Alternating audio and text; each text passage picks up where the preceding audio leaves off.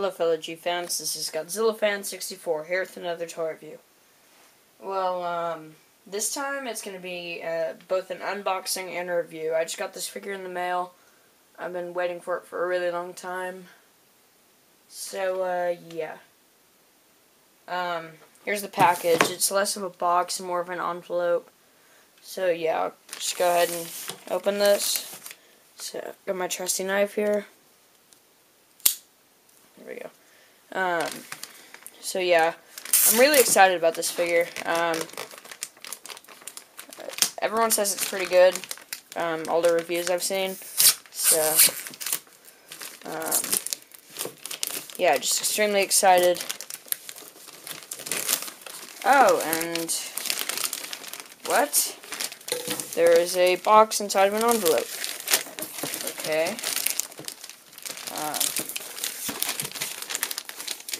Alright. So I guess this will be an unboxing rather than an envelope opening after all. So yeah. It's either that or I've been trolled. Cut all the tape here.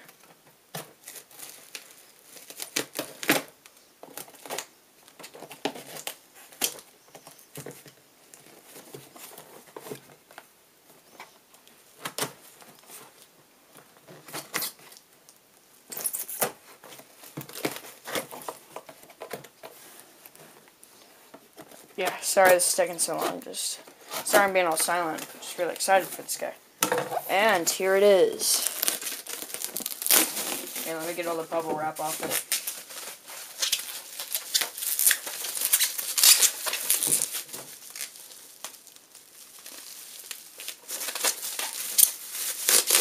Alright.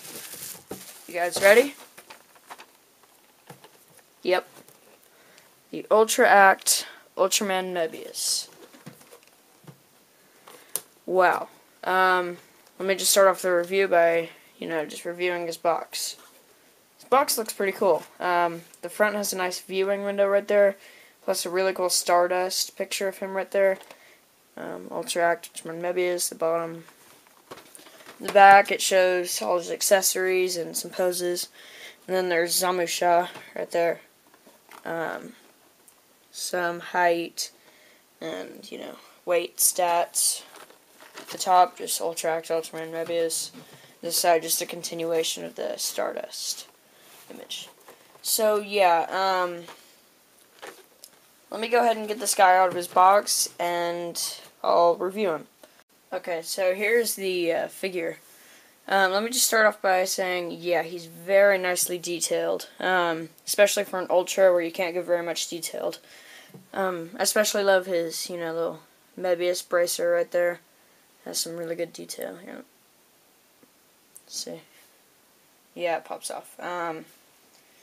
Yeah, his color timer. I just love his color timer.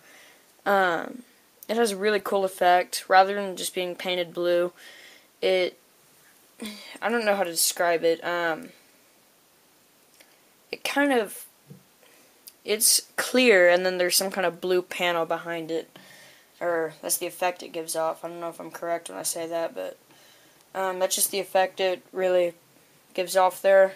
You really have to see it in person to understand what I mean. Anyway, let's get on to articulation. This is really good articulation. It's basically Chigoken articulation. The head right here can rotate back and forth. It can't rotate to the side, but the neck can. See at the base of the neck there. And that's also ball jointed, so you can get him to look up, stuff like that. The top of his chest right here is kind of ball jointed. Rotate. The waist is ball jointed, more front and back than anything. The arm is ball jointed. It can rotate up and down like that, rotate 360, and can kind of swivel. And they also, one thing I love about his arms, they did a really good job disguising the ball joint. See, it's hidden in there pretty good. So, yeah, his little brace there is pretty loose. So, yeah, you really got to be careful because it's very tiny. And if it comes off and you drop it and you can't find it, then sorry, your Mebius will have to go without a brace. Hang on. Alright, there we go.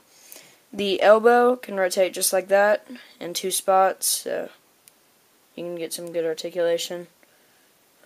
Doesn't really rotate out to the side. Fist rotates, or should I say the wrist, because, you know, his accessories. Other arm is the same. His leg can kind of kick like that, can't go 360. It's ball jointed. Knee can move just like that. Foot can rotate 360, and also the toe can move, which is pretty cool. And one thing I really love, if you want to get a farther kick, then right here on the ball joint, you can kind of slide it out.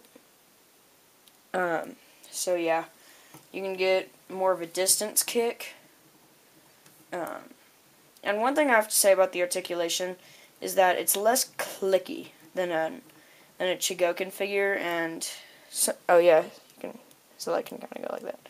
And some of you might not know what that means, but what I mean is, if you have a Chigokin figure, you'll know that whenever you move some of the joints, they'll kind of snap and click. This guy didn't do that. He's not die cast at all. He's just vinyl. So he didn't click at all. So, except for a few spots, but that would be just probably the first time you rotate him. There we go. Next, let's get into his accessories, of which he has many. And so, you can go on ninja.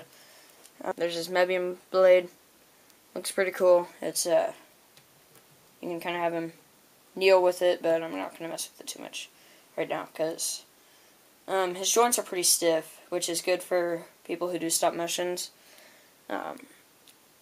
So yeah. Next, we'll put on his little energy fist there. Yeah, there's his spiky fist, or, you know, punching energy. So you can kind of have him leap towards someone with, here, let me see, his fist extended. And yeah, it's a pretty cool effect. From the looks of it, looks like it could do a lot of damage if it made contact with your face. Yeah, I'm really sorry this is taking so long. It's just his hands are on there pretty good. The ball joint's pretty big for the holes. Next I'll put on is, you know, running out of energy timer. Shoot his Mebium beam, which has a really good effect again. So yeah, that's about it for accessories. And this review has carried on long enough. And alright, so just one more thing, and that of course is comparisons. Here, let me scoot all his accessories over. And put this back on. Okay. He's a bit taller than most Bandais. So yeah, he's going to be a bit taller than some of your Bandai monsters. So if you really want to get some good scaling, not that it really matters much, but you're probably better off getting some Ultra Act figures, but these guys can go for a lot of money, especially the Golza, because that was a limited edition. So yeah. These guys can go for quite a lot.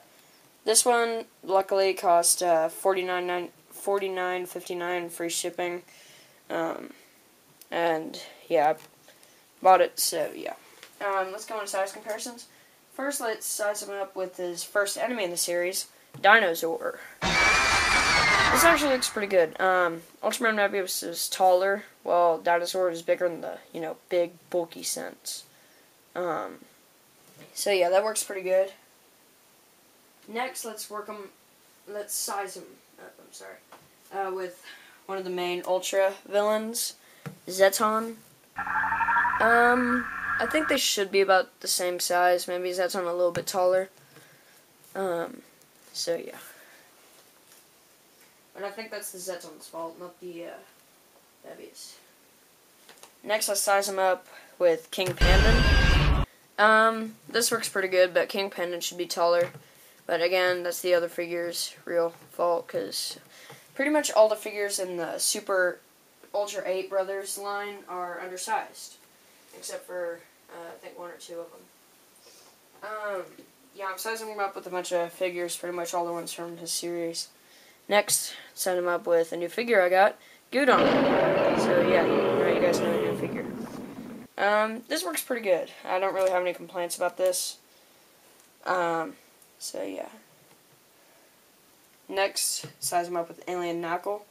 This is pretty good, but Mebius should be a bit taller. So yeah. And then just one more, and this is just to show the differences between the two. Let's size him up with the Bandai Mebius. Let me get him out of his box.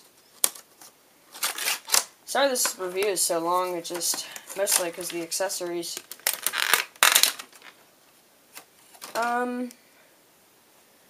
Yeah.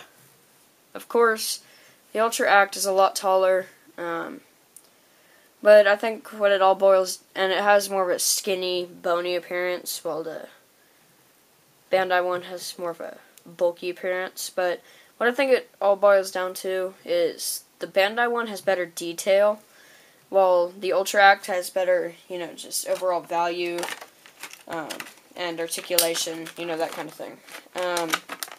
So yeah, it doesn't really matter which one you get, but if you're kind of short on money, just get the Bandai one, because, the Bandai Ultraman are really easy to find.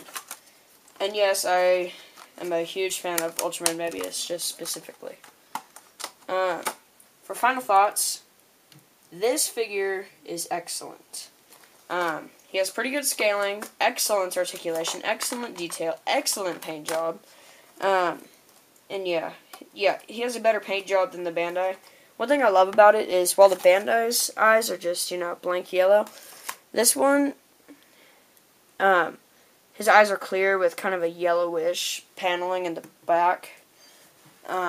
So yeah, anyway, I give this figure a full 10 out of 10. Great detail, great articulation, excellent, just overall value. Not in terms of rarity, but just how cool the figure is. And, he has a good assortment of, accessories. I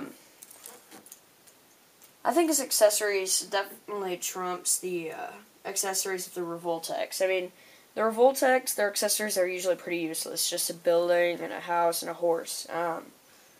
So, yeah. I give this figure a full 10 out of 10. All the good stuff. So, yeah. Thanks for watching, and goodbye.